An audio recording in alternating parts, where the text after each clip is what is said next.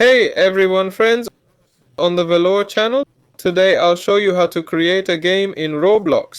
For this, we need to go to Roblox Create Hub, create.com, roblox.com. Next, we need Roblox Studio. Click Download and open the installer.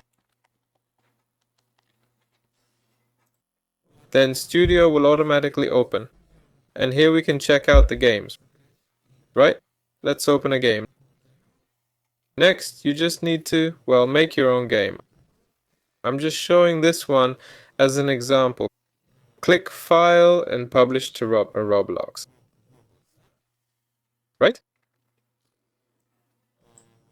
So you need to click Publish to Roblox. Let's name this game. Here's the description. Turn this off. You can leave this and you can like this. Click Create. There, and it's published. Now, to be able to play it, you can close Studio and come back here. Refresh the page and we see that here we should already view all creations. So we have it now here. And here in creations, you'll have our game that I just created. Click the three dots and click Make Public. There. And now people can play and join it. There, here's its ID. That's it. This was Velour. Bye everyone.